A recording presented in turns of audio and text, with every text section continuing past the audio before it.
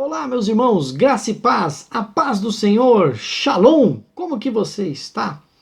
Na aula passada, nós estudamos um pouco sobre a vida de Isaac. Falamos ali sobre o seu sistema administrativo familiar, falamos um pouco sobre a humanidade deste patriarca.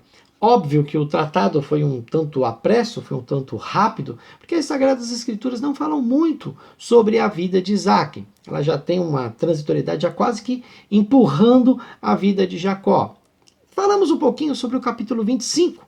Tentamos colocar em ordem este capítulo, porque ele traz muita dificuldade para o leitor bíblico, para aquele que se debruça no estudo das Sagradas Escrituras. Então nós, numa tentativa, colocamos ele ali mais ou menos em ordem cronológica, os fatos em ordem cronológica, para facilitar o seu estudo. Esse sistema foi baseado na idade de Isaac. Mediante a vida de Isaac, fomos encaixando os fatos.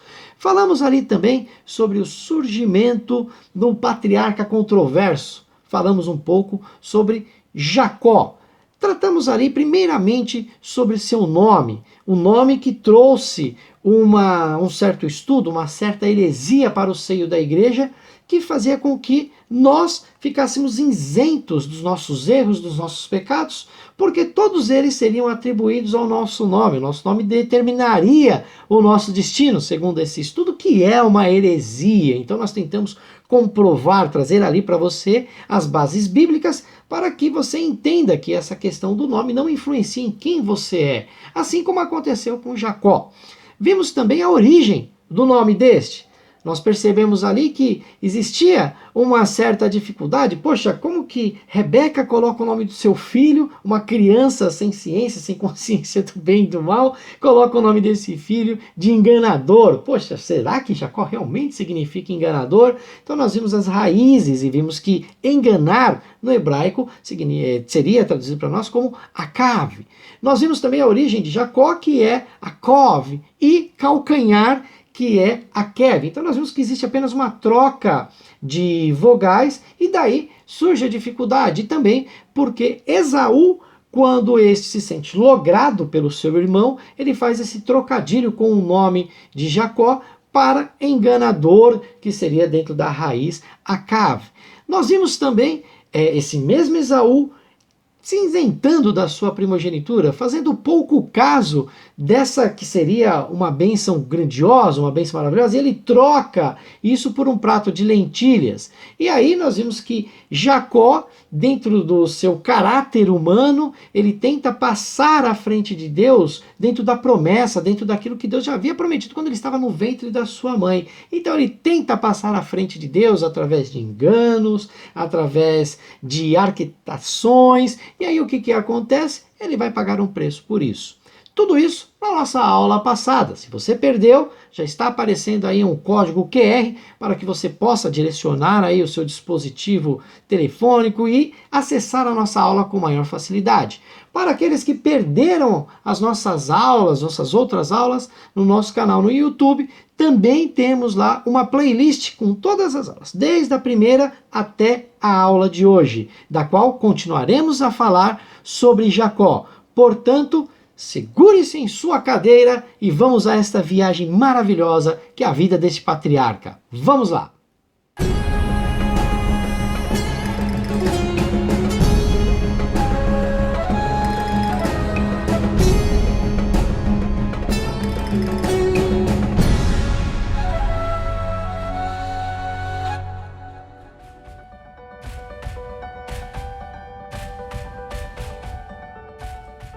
Em um momento crucial de sua vida, Jacó, mediante um sonho extraordinário, uma visão maravilhosa, ele encontra com o Senhor que, de uma maneira especial, ele confirma em Jacó as promessas que ele havia feito a Abraão, ou seja, as promessas abraâmicas de uma grande nação, etc., seriam cumpridas em Jacó.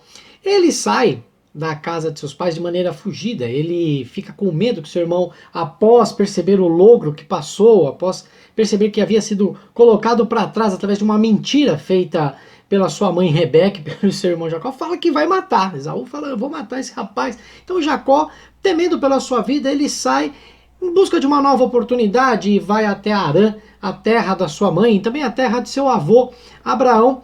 E em um dado momento, ele acaba parando para descansar, para passar a noite, mais ou menos próximo à cidade de Luz, como vocês já podem ver aí no mapa.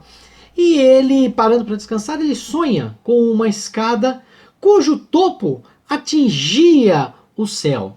O termo escada, o termo que designa escada, é a palavra sulam, que traz consigo a mesma ideia das escadas que existiam nos zigurates. Lembram dos zigurates quando falamos de Ur dos Caldeus, que eram espécies de templos, né, edificações altas, enormes, que tinham no seu topo um templo utilizado geralmente para a adoração pagã. Então, talvez a concepção dessa visão, a descrição que Jacó conseguiu encontrar para esse termo escada, referiria-se também àquilo que ele via, né, dentro dos zigurates, aquelas escadas enormes, e até o mesmo próprio termo, como nós falamos, é o mesmo utilizado para ambas definições.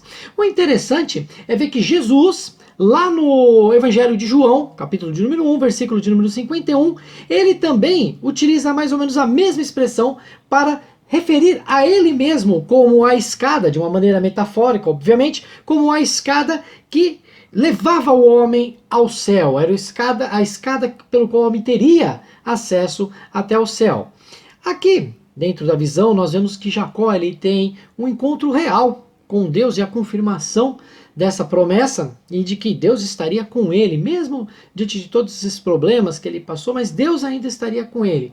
Interessante notar que Jacó ele não constrói um altar e sacrifica ao Senhor como era de costume, como nós vimos dentro dos relatos bíblicos até então, quando a pessoa tinha um encontro com Deus, alguma coisa do tipo, fazia-se então ali um altar em sacrifício, em agradecimento ao Senhor. E Jacó não faz isso, talvez porque Jacó ainda não estava totalmente convertido, ele não tinha total consciência de quem era Deus e de qual era o plano de Deus para a vida dele.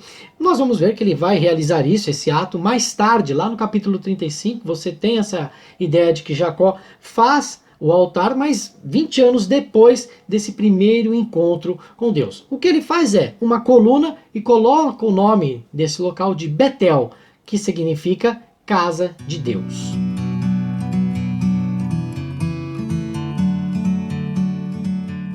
A cidade de Harã ficava aproximadamente uns 640 quilômetros a nordeste de Canaã e 900 quilômetros de Berseba, da onde Jacó havia partido. O local era onde sua mãe Rebeca havia se criado e onde seu avô Abraão, como nós já falamos, havia migrado, né, após ser chamado por Deus. Nesse local, Jacó ficou aproximadamente 20 anos trabalhando para o seu duplamente sogro Labão. Tá? Aqui, através de um logro, fez com que o futuro patriarca se casasse com as suas duas filhas. No relato, você que tem acompanhado o nosso estudo e tem acompanhado também o relato bíblico, você vai perceber que Jacó, assim como havia feito ele também daquilo que ele planta, né, lá em Gálatas, capítulo de número 6, versículo de número 7, apresenta isso, que aquilo que nós plantamos, nós colhemos, né? E a colheita, a safra de Jacó, ela foi assim um tanto abundante. Ele foi logrado também pelo seu sogro Labão, né, na questão da escolha da filha com a qual ele haveria de se casar. Ele acabou casando com as duas, tanto com Lia quanto com Raquel. Então, né, pode-se afirmar aí que ele colheu daquilo que ele já havia plantado. E através de circunstâncias assim de extrema infelicidade, através de mentiras, de conspirações, nós vamos ver que Deus, mesmo mediante todas essas situações, nós vamos ver que Deus estava com Jacó. E foi um momento que ele acabou aprendendo, vindo de encontro àquilo que nós geralmente falamos, vindo a encontrar aquilo que nós falamos. Às vezes as pessoas dizem que estar com Deus significa que você vai ter uma vida abundante, que você vai ter bênçãos prósperas, etc, etc, etc. Deus te abençoa, sim, claro, com certeza. Mas o fato de estar com Deus não te livra dos problemas que nós mesmos causamos. Ele não vai simplesmente passar a mão na nossa cabeça. Fazemos várias coisas erradas e Deus vai passar a mão na nossa cabeça. Assim, fala, não, Sandro, tudo bem, eu te perdoo. Deus perdoa. mas as consequências elas continuam. E a vida de Jacó mostra isso para nós. Deus estava com ele, estava o abençoando, mas ele passou por um processo e pagou, obviamente, por aquilo que ele havia feito de errado. Ele sofreu as consequências por aquilo que ele havia feito de errado. Fato é que a sequência e a bênção de Deus estava sobre ele. E ele tem, gente, 12 filhos, tá ok? Uma família grande, formada aí por 12 filhos, 2 esposas e 2 concubinas. E aí, Jacó, depois de 20 anos de trabalho, ele retorna à sua casa, ele retorna à sua origem e vai encontrar com seu irmão. E olha que aí nós vamos ver novamente Deus trabalhando na vida desse patriarca e a sua conversão se confirmando, a sua devoção a Deus se confirmando. Jacó segurou o anjo, segurou e não deixou subir. Jacó segurou o anjo, segurou. Agora nós teremos dentro da narrativa, talvez, eu acredito que o momento, o ápice da vida de Jacó. Vejam bem, uma pessoa que demora anos trabalhando, foram 20 no total, trabalhando para o seu sogro, foi enganado várias vezes, não somente com relação às esposas, mas com relação aos bens que ele fora adquirindo, que ele fora juntando com o tempo, porque falamos, a bênção de Deus estava com ele mesmo, ele passando por um processo, né? Deus estava ali trabalhando na vida dele, e nós vemos a confirmação dessa promessa divina, e Deus novamente aparecendo para o seu servo, lutando e mudando não apenas o seu nome, mas de uma maneira definitiva a vida e o caráter desse patriarca. O fato é que a respeito desse encontro, muitas, mas muitas colocações são levantadas, várias construções, como nós vimos até na própria musiquinha que foi tocada aí na transição aí do nosso assunto. As pessoas fazem muitas colocações e muitas heresias foram levantadas através desse relato bíblico. Nós vamos nos ater apenas 2 delas, tá ok? Desse encontro de Jacó. Primeiro é com quem Jacó lutou. O escritor do livro de Gênesis, ele não traz à tona, ele não explica, ele não expõe a identidade desse oponente de Jacó. Ele apenas afirma que Jacó lutou com um homem. Mas a evidência é dada de que esse homem era um ser realmente especial, não era um homem qualquer. Tratava-se de uma pessoa que possuía alguns atributos que são reconhecidos de imediato por Jacó. Por quê? Porque era alguém capaz de abençoar, é isso que Jacó inclusive pede, né? Que seja capaz de abençoar, e ele, além dessa possibilidade de bênção, ele é capaz de trocar o nome do patriarca.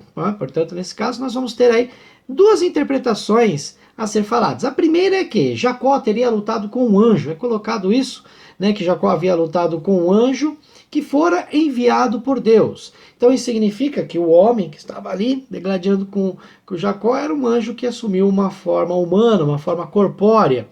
Essa sugestão, ela não vai se harmonizar muito, desculpem-me aqueles mais exaltados, mas infelizmente isso não vai confirmar muito com o restante do texto bíblico, tá? Não apenas nessa passagem de Jacó, mas também com outros textos do qual vão explicar, né, a ideia e também o significado do próprio nome, que fora mudado o nome Israel. Então não dá para você cravar ali que fora realmente um anjo, tá bom? Então Jacó segurou um anjo, agarrou um anjo, tal. Isso não é bem bíblico. Temos que tomar um pouco de cuidado com determinados louvores a serem cantados. Ok? Uma outra interpretação, que na minha concepção seria a interpretação mais correta, é que Jacó lutou realmente com o próprio Deus, tá ok? Foi uma espécie de teofania. O que é teofania? É quando Deus aparece de uma forma corpórea. Isso é muito corriqueiro, principalmente no livro de Gênesis. Nós vemos isso, Deus aparecendo para Abraão, Deus conversando também com o próprio Jacó nesse momento. Então Deus apareceria na aparição de Ló. Então Deus, ele tinha esse costume, né, principalmente no livro de Gênesis, de ter essa aparição corpórea. Então nós chamamos isso de teofania. E essa fala, ela é embasada na revelação que é dada pelo personagem, tá? Ele vai lá, nós não temos a identidade desse homem que luta com Jacó, mas a revelação disso está implícita na bênção que ele transfere para Jacó. Ele diz assim: seu nome não será Jacó, e sim Israel, pois você lutou com Deus e com os homens e prevaleceste. Isso está lá no capítulo de número 32, conforme vocês viram aí, versículo de número 28. E esse relato também é interessante porque Jacó, ele vai lá no versículo de número 30 e fala assim, ó: vi Deus face a face e a minha vida foi salva.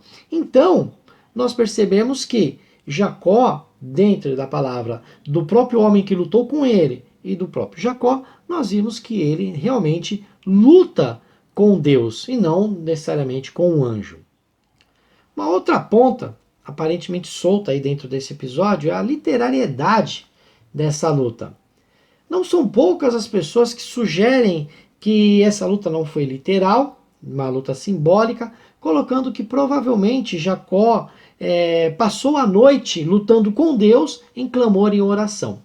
É legal você perceber o relato bíblico, o contexto histórico do que estava acontecendo. Nós vimos que Jacó saiu da terra de Harã com a sua família, com os seus servos, com o seu gado, com a sua riqueza e voltou ali para a casa de seus pais. Então ele estava já se aproximando da casa de Esaú, da qual ele envia presentes, etc. Só que ele tinha consigo ainda o temor da promessa que Esaú havia feito 20 anos atrás, que era a promessa de matá-lo, tirar a sua vida. Por quê? Porque Esaú foi passado para trás. A Bíblia, não por uma ou duas vezes, mas por diversas formas, né, diversas maneiras e diversas vezes, ele coloca os seus relatos de uma maneira mais metafórica, né? Ele utiliza metáforas, ele descreve certos fatos através de metáforas. Porém, em momento algum, dentro da narrativa que nós estamos tratando, nós percebemos características dessa figura de linguagem, da metáfora. Então nós não podemos cravar que essa figura vem a imperar nessa parte do texto.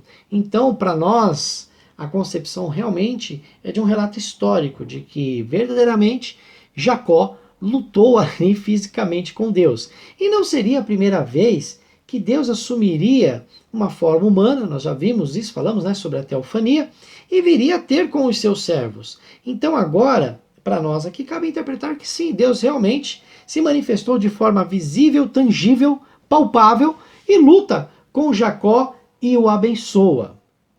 Tal contexto, ele vai trazer para nós a mudança do nome de Jacó. Jacó vai ter o seu nome mudado para Israel, que traz em si o sentido de ele luta com Deus. Interessante anotar aqui que dentro da etimologia do próprio nome, lutar com Deus não significa lutar contra Deus. A preposição com, que por muitos é interpretada como estar contra alguém, na verdade, nesse caso, ela poderia ser melhor interpretada como uma preposição de companhia, tá? Já que a ideia aqui é que Jacó tem o seu nome mudado, não porque ele vai dar jeitinhos. Agora a bênção não vai recair porque Jacó vai dar o seu jeitinho humano, porque ele vai conquistar as promessas de Deus através da sua força humana. Vou fazer que a coisa vai acontecer. Não, agora ele está com Deus ao seu lado. É um encontro real, é o momento ao qual Jacó realmente tem a sua conversão e tem a marca disso daí, né? Ele luta com Deus e tem a sua coxa ferida, ele fica manco, né? Então, tomem cuidado, algumas pessoas falam assim, eu quero a bênção de Jacó, tal. A bênção de Jacó, primeiro era um livramento de morte, né? Ele não queria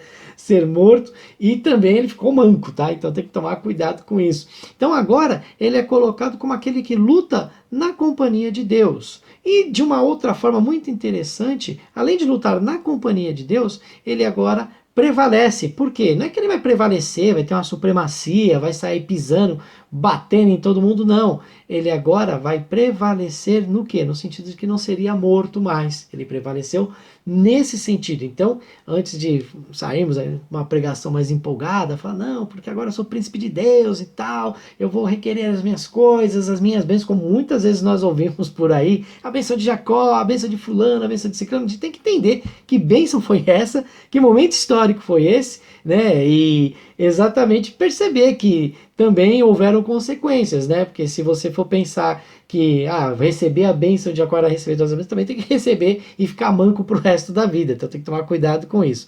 Mas a bênção em questão aqui era o livramento da morte, né?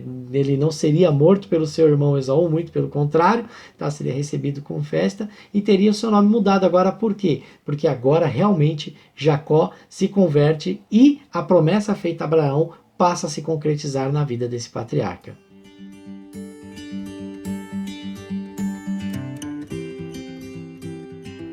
Chegamos ao 10º e último Toledot.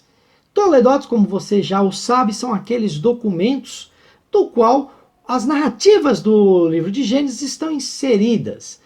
Toledot seria uma espécie de espinha dorsal, metaforicamente falando, seria como se fosse o esqueleto do livro, do qual as histórias estão enxertadas, estão inseridas.